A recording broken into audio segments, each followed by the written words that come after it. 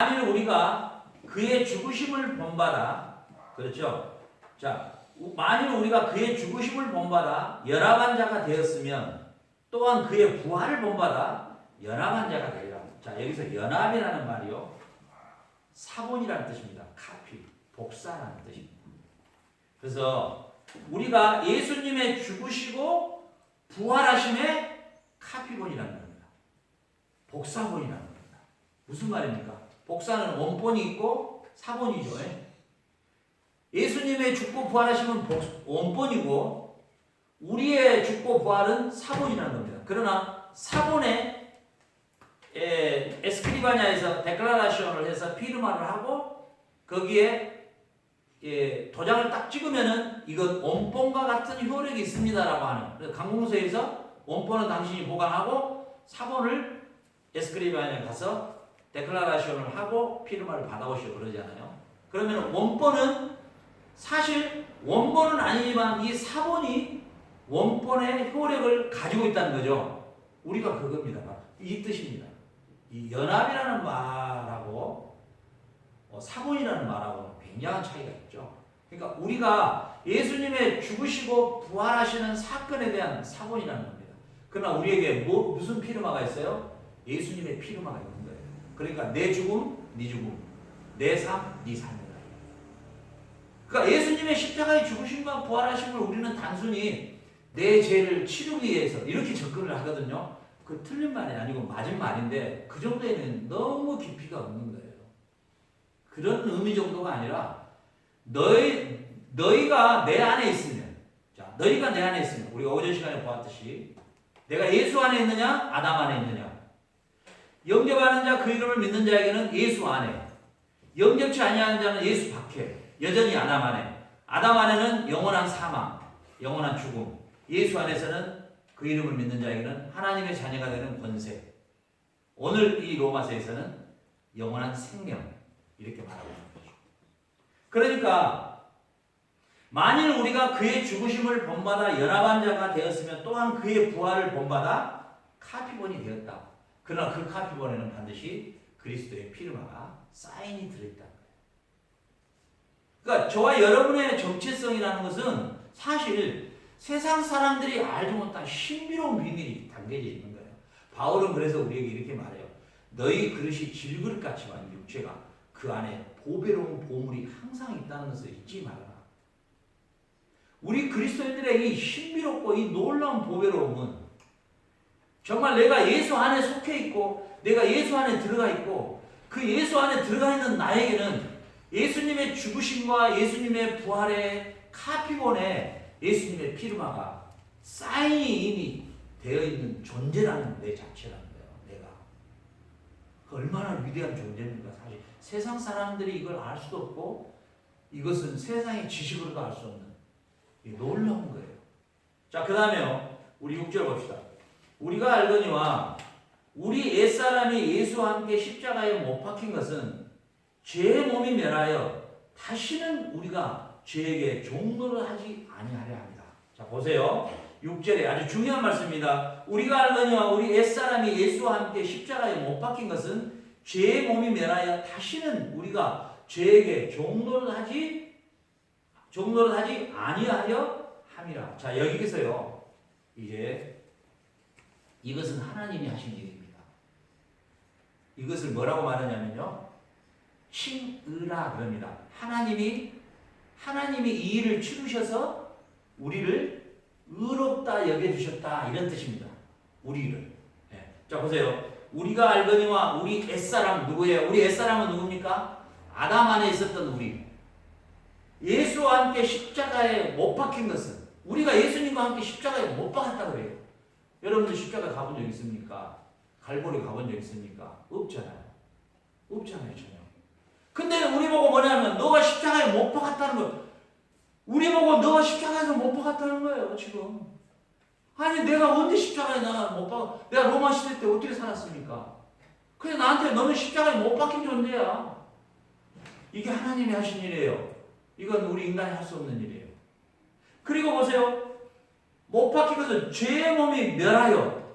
우리가 죄인이잖아요. 아담의 범죄로 말미암아 아담이 사람의 대표로서 우리 모든 인간은 죄인이잖아요. 근데 죄인의 명패를 띄워버렸다는 거예요. 왜? 네가 십자가에 못 박았으니까. 내가 언제 박은 적이 있냐는 거죠. 근데 뭐라고 설명했어요? 3절에서 네가 예수와 함께 속으로 들어가서 네가 예수 안에 속으로 들어가서 예수의 십자가와 죽으심에 대하여 네가 카피본이 되었다. 복사본이 되었다. 그러므로 오늘 뭐라고 말하냐면 옛사람이 네가 십자가와 함께 십자가에 못 박아버려서 몸이 멸하여 다시는 우리가 죄에게 종노릇하지 아니하려 함이라. 이게 무슨 말입니까? 우리에게 아담의 범죄로 말미암아 죄가 왕노릇하는. 죄가 왕노릇 뭡니까? 결국 우리를 사망으로 이끌어가는, 결국은 심판으로 이끌어가는 이 고리를 하나님이 끊어버리셨다는 거예요. 왜? 예수와 함께 네가 십자가에 못 박았기 때문에. 우리가 예수님을 믿는다는 게 이거예요. 우리가 예수님을 나의 구주로 믿는다는 게 이거예요. 그분의 십자가에 못 박힐 때 나를 그 십자가에 못 박힌 존재로. 로마의 처형법 중에서 십자가의 처형이 5대 강력범들에게 만드는 형벌입니다. 살인, 강도, 유괴, 인신매매 뭐 이런 것들. 이런 범죄자들은 로마의 처형법에, 로마법의 처형법에 십자가의 최고의 극한 처형을 내립니다. 그런데 그 죄가 없으신 예수님이 그 최고의 극한 처형법인 십자가에 올라가셨거든요. 뭐 때문에요? 뭐 때문에요? 나 때문이에요. 오늘 이것이 나라고 이야기 분명히 너가 이렇게 말해요. 이 대상은요, 저와 여러분 또 앞으로 모든 그리스도인들에게 인정되는. 그래서 우리 한글로는 이런 설명이 별로 안 나오는데요. 원래 이 번역되지 않는 헬라어 원문에는요, 아오리스트 용법이라 해가지고 이 말이 거기에 적용되는 거예요. 예수님의 십자가 사건은 그때 한 번 딱 일어난 사건인데 그 십자가의 효력이 영원히 미치는 걸 말해요. 영원히 미치는. 뭐 말이냐? 내가 그걸 믿음으로 고백하게 되면 그 십자가의 사건이 오늘의 나의 사건으로 바꿔지는. 그러니까 예수님이 십자가에 달리심으로 내가 예수 안에 들어가면, 영접하는 자 그 이름을 믿는 자에게 하나님의 자녀가 되는 곳으로 들어가면 그 십자가의 사건이 나에게 오늘 바로 카피로 해서 그냥 밑에 피로만 딱 해서 그냥 나에게 딱 적용을 시킨다는 거예요. 그래서 우리가 뭐예요? 영원한 죄의 형벌에서 면제된다. 내가 지금은 연약해서 죄도 짓고 이렇게 하지만 나의 신분에 이미 칭의, 의롭다. 너는 의로운 자야. justification이야. 너가 의로워. 나 의롭지 않는데요. 너 의롭다니까. 왜요? 네가 나를 구주로 영접하잖아. 믿잖아. 고백하잖아. 십자가에 달 때 네가 내 안에 들어와서 내 죽을 때 너도 죽고 내 살 때 너도 살았잖아. 그걸 너가 믿잖아. 그러니까 내가 너한테 필요만 해줘. 뭘로? 영원한 새 생명. 이게 복음. 교회는 이 복음을 선포하는 것이지 잘 사는 거, 뭐 행복할 거예요.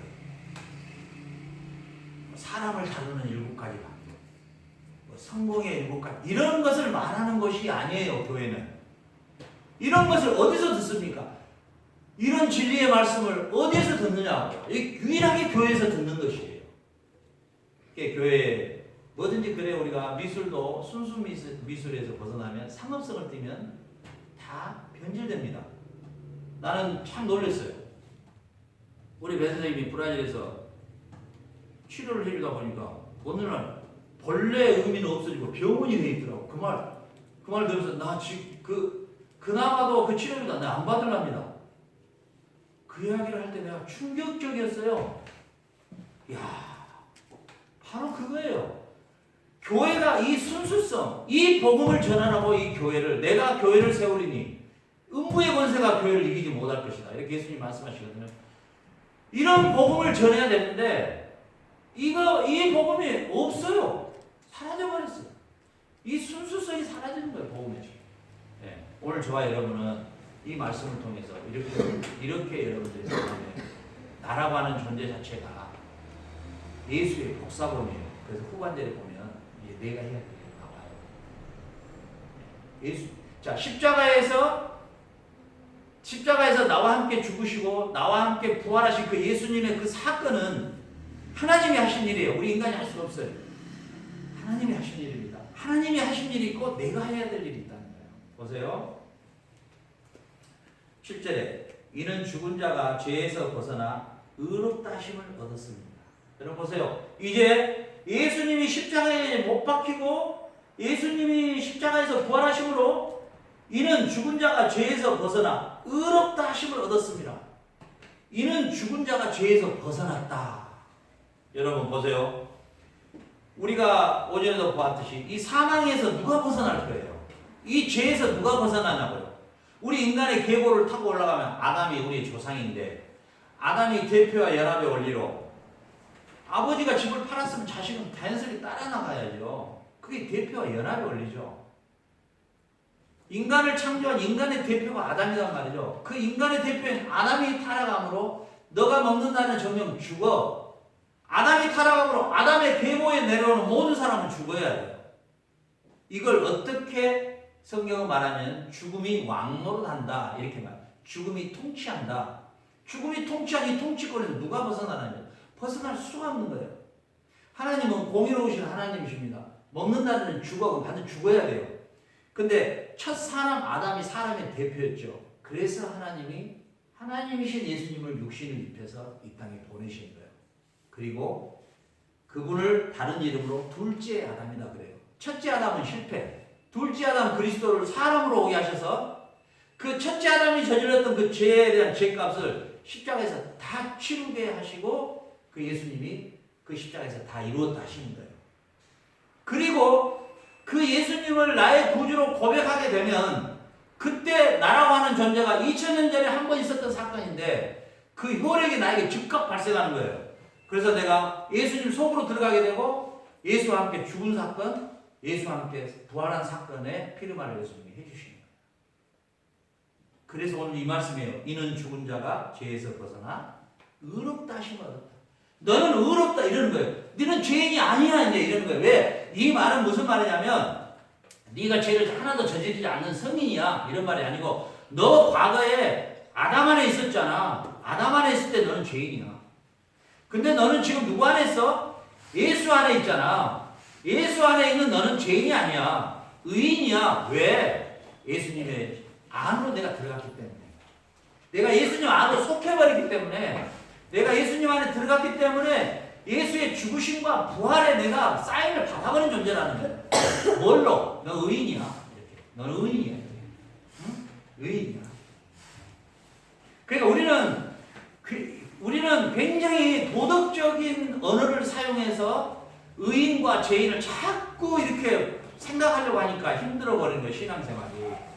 신앙생활에서 윤리적 규범을 갖다가 막 들이대거든요. 세상 사람들이 걔는 잣대하고 비슷하게 저 참 착해. 죄가 없어서 살 수 있어.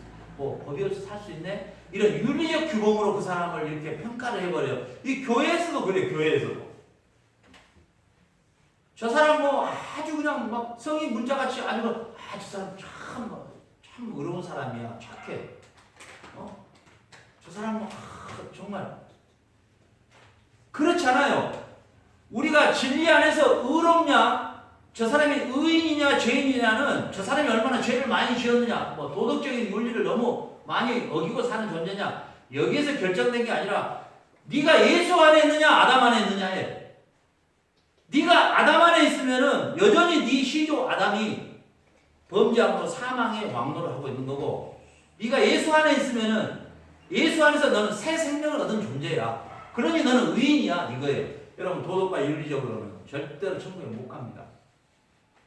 그리고 도덕과 윤리는 종교가 아니에요. 도덕과 윤리 종교는 그 종교가 아닌데 생명이 없습니다. 도덕과 윤리가 생명이 없습니다. 우리 인간의 실존이라는 것은요, 아담의 범죄함으로 말미암아 아담 안에 속해 있는 우리 인간은 누구나 다 윤리와 도덕의 규범에 10가지 중에 8가지를 지켰다고 하면 2가지가 8가지보다 더 악한 윤리적 죄가 더 많아요. 100가지의 윤리 규범이 있다 생각해 봅시다. 인간들의 윤리 도덕 책에 나오는 100가지의 윤리 도덕 가운데 99가지를 잘 지켰어요. 한 가지가 99가지보다 더 악한 게 더 많아요. 분해에 들어가면. 그 규범 하나를 분석해 가면요. 99가지에 또 걸려요. 인간이 만든 종교적 윤리적 규범 안에는 절대로 천국에 이를 수가 없는 거예요. 구원을 받을 수 없어요. 오늘 예수님이 하신 사건이 이 사건이에요. 너희들의 도덕과 윤리. 그래서 예수님 당시에 이 도덕과 윤리적인 잣대로 막 들이댔던 사람들이 그 당시 하나님을 잘 섬긴다는 바리새인들이나 서기관들이었어요. 그때 예수님이 뭐라고 말하냐면 이 해칠한 무덤들이라고 해요. 해칠한 무덤이 뭐예요? 이스라엘의 무덤은 시체를 안에 넣고 돌로 막고 거기다 회를 칠해요. 하얗게. 이 해칠한 무덤들아. 겉으로는 깨끗한 것처럼 네 속에 들어가면 너는 썩은 냄새 나는 존재야. 네가 나를 윤리와 도덕적 규범으로 지금 보니까 내가 죄인들과 함께 식사를 하고 창녀들과 함께 대화를 나누고 밥을 먹고 야 네가 진짜 하나님 아들이면 너가 그딴 식으로 살 수가 있어 이라는 너는 자 가늠한 여자를 잡아왔어요. 그것들이 일부러 가져온 거예요. 십계명에 의하면 가늠한 여자를 돌로 쳐 죽여라 그러거든요. 가늠한 여자를 잡아왔어요. 예수님 앞에 일부러 데려왔어요. 이 애들. 당신이 하나님의 아들을 맞죠? 맞다. 이 여자가 가늠했는데 당신의 아버지가 세운 계명으로 보자면 이거 돌에 쳐 죽여야 되는데 어떻게 할까요? 예수님이 그때 땅에다 씁니다. 글을 하나 써요. 근데 무슨 글자를 썼다는 것은 나오지 않아요. 근데 아마 저는 이 여자를 돌로 쳐 죽여야 되겠다는 그 애한테 질문을 던졌던 것 같아요. 너는 지금 죄를 범하고 있는 이런 범죄가 있어. 나는 저것이라고 봐요. 그러면서 예수님이 딱 멈추고 죄가 없다고 생각한 자가 먼저 돌을 던져라. 다 돌로 가버려요. 누가 이 세상에 존재하는 누가 나는 죄가 하나도 없는 존재라고 누가 말을 할 수 있겠느냐는 그 말이에요. 누구에게도 나는 평생에 죄를 짓지 않고 살아간 존재라고 누가 할 사람이 누가 했냐는 거죠. 없어요. 그래서 도덕과 윤리는 구원이 없는 거예요. 그래서 오늘 말씀에 이렇게 말하는